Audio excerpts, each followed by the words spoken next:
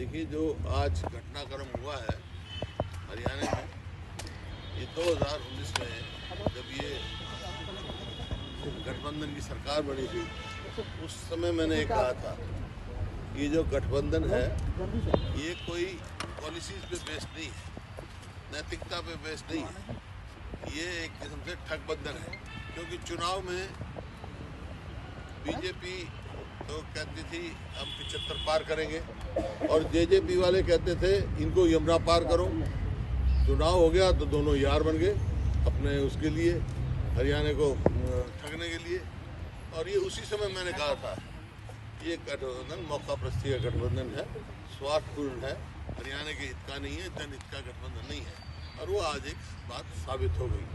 और इस मामले में जो आज गठबंधन टूटा है, आपको याद होगा प्रेस कॉन्फ्रेंस में मैंने भी कहा, दीपेंद्र ने पब्लिक मीटिंग में कहा कि एक और समझौता हो गया है गठबंधन तोड़ने का, तो लोगों को गुमराह करने का। क्योंकि इस 5 साल में हर वर्ग इस सरकार से विमुख हो चुका है, कोई जनहित का कार्य नहीं किया, तो उस पर ये अपनी एंटी इनकम्बेंसी को छुपाने का प्रयास कर रहे हैं। तो ये लोग समझ चुके हैं। और आज जो हुआ गठबंधन हुआ, ये मनोहर लाल जी चीफ मिनिस्टर और डिप्टी चीफ मिनिस्टर दुष्यंत बने। आज दोनों गए, चीफ मिनिस्टर से उन्होंने रिजाइन किया, डिप्टी चीफ मिनिस्टर भी गए। तो इसका मतलब चुनाव के ठीक समय पहले वो अपनी स्वयं चुनावी हार मान चुके हैं, मॉरली डिफीट हो चुके हैं। नैतिकता के तौर पे इस पार्टी को कुछ भी सरकार में रहने का कोई अधिकार नहीं है। मैं कहता हूं कि तुरंत हरियाणा में राष्ट्रपति शासन लागू होना चाहिए और चुनाव में चले जाएंगे। आप चाहते हैं सर कि लोकसभा चुनाव के साथ ही हरियाणा के विधानसभा राष्ट्रपति शासन होना चाहिए। मर्जी है, भले कराए बात कराए, उसका कोई नहीं, हम तैयार हैं। लेकिन ये मौजूदा सरकार जो है अपना मॉरल वो खो चुकी है। और हुड्डा साहब, आपको क्या लगता है खट्टर साहब को क्यों जाना पड़ा? मैं बता चुका हूँ, फेलियर ऑफ गवर्नमेंट। जो गठबंधन था वो कोई पॉलिसीज पे आधारित नहीं था। और आज 5 साल में जो हुआ है, बाई इलेक्शन में भी हम जीते हैं। हर वर्ग, चाहे वो किसान है, 750 किसान जो है यहाँ हरियाणा में उनकी मौत हुई। MSP की बात, जो वायदे इन्होंने किए थे घोषणा पत्र में, कोई भी पूरा नहीं किया गया।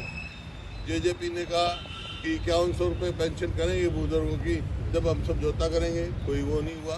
तो इस किस्म से कोई भी एक भी घोषणा पत्र लागू नहीं हुआ इनका। तो आज सिर्फ अपने एंटी इनकम्बेंसी को बचाने के लिए और लोगों का ध्यान दूसरी ओर आकर्षित करने के लिए ये है इनकी मिली भगत है, और लोग इस बात को समझ चुके हैं। सर, नायाब सैनिक को अब चीफ मिनिस्टर बनाया जा रहा है सर, ओबीसी चेहरा है वो एक। क्या आपको लगता है कि आने वाले दिनों में जो लोकसभा चुनाव आ रहे हैं उन पर भी एक इम्पैक्ट पड़ेगा? क्योंकि कांग्रेस भी ओबीसी चेहरा सबके है, ओबीसी चेहरा है, अच्छी बात है।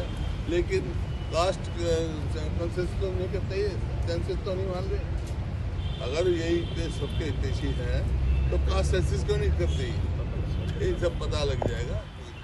ये तो पार्टी अध्यक्ष भी थे, कोई नई बात हो रही है। समझना चाह रहे हैं कि ये तो प्रजातंत्र में तो सबका अधिकार है, कांग्रेस पार्टी सबके साथ है। लेकिन इनका तो ये काफ़ी पर्दाफाश हुआ है। भाई ये क्लेम करते हैं तो कास्ट सेंसस क्यों नहीं करते? तो साहब ये समझना चाह रहे हैं कि जैसे कि तमाम बीजेपी के विधायक आप कह रहे हैं कि जिस तरह से गठबंधन टूटा, काफ़ी नाराजगी कहा जा रहा है कांग्रेस की तरफ से, बीजेपी में भी थी इस गठबंधन को लेकर। तो क्या बीजेपी के कुछ विधायक आपके टच में है? आप कह रहे हैं राष्ट्रपति शासन लागू होना चाहिए, नैतिक आधार खो चुकी है, क्या संख्या बल भी नहीं है बीजेपी के पास? देखिए, संख्या बल का मैं नहीं कहता हूँ, संख्या बल की बात नहीं, मॉरल अथॉरिटी वो खो चुकी है। बीजेपी के विधायक टच में?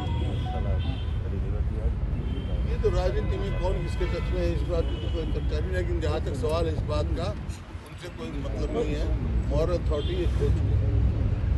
सर, दोबारा चुनाव करवाने की क्या आप लोग डिमांड करेंगे? मैंने कहा ना, चुनाव तो होंगे, अक्टूबर में हो जाएंगे, वैसे तो हमारे ड्यू है। लेकिन अब यही है कि राष्ट्रपति शासन किया जाए, इनका कोई मॉरल राइट नहीं रहा। सर आपने कहा समझौता हुआ है एक अघोषित समझौते को तोड़ने का, पहले जैसे क्या आपको लगता है फ्रेंडली फाइट जेजेपी और बीजेपी करेंगे लोकसभा में? ये यही तो मैं कह रहा हूँ ना, ये मैंने पहले ही कह दिया था, आज नहीं पब्लिक स्पीच में कह दिया था। दीपेंद्र ने भी कहा, मैंने भी कहा कि भाई एक समझौता हो चुका है, गठबंधन तोड़ देगा। गठबंधन तो था ही नहीं, ये तो ठगबंधन था, लोग समझ गए। सर एंटी इनकम्बेंसी वोट बढ़ने से क्या आपको नुकसान होगा वहाँ पे हरियाणा में कांग्रेस को? देखो, जब हरियाणा में 36 बरादरी मन बना चुके हैं कि हरियाणा में जो 2024 में सरकार कांग्रेस की बनाए, और यही कारण है जब ये अब कर रहे हैं। हो गया।